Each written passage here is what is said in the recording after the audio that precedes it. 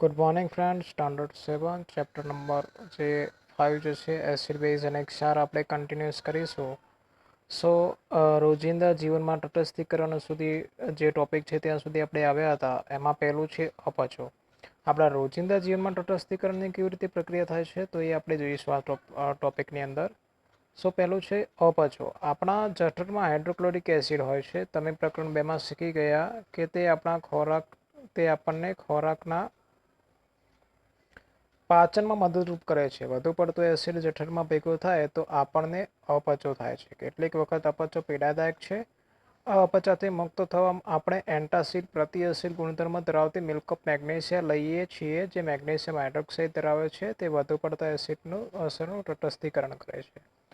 દેખો, સમજી લો હવે આ અપચા વિશે. તો આપણા શરીરમાં શું હોય છે, મીન્સ કે જઠરની અંદર હાઇડ્રોક્લોરિક એસિડ વધારે પ્રમાણમાં જો હાઇડ્રોક્લોરિક એસિડ ઉત્પન્ન થઈ જાય તો અપચો થશે. હવે એનું સોલ્યુશન કઈ રીતે લાવીશું? તો એને એક ગોળી લઈશું એન્ટાસિડને. એ શું છે? એક પ્રકારનું બેઝ છે. બેઝ આપણા જઠરની અંદર જશે એટલે શું કરશે? એસિડ અને બેઝ બે ભેગા પડી થઈને ક્ષાર અને પાણી બનાવી દેશે, જેથી કરીને આપણને રાહત થશે. ક્લિયર?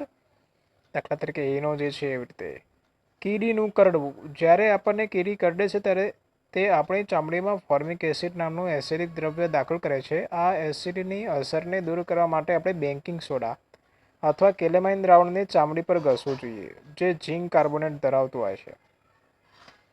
બરાબર?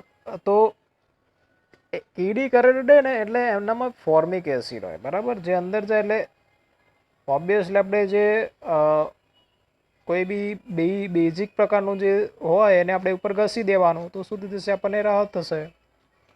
ક્લિયર? દેખો, હું તમને એક દેશીમાં કહું, જ્યારે કીડી કરડે એટલે આપણું કીડી અથવા તો ભમરી કરડે ને એટલે એની અંદર એસિડ હોય આપણા શરીરમાં જાય ને એટલે બળતરા થશે.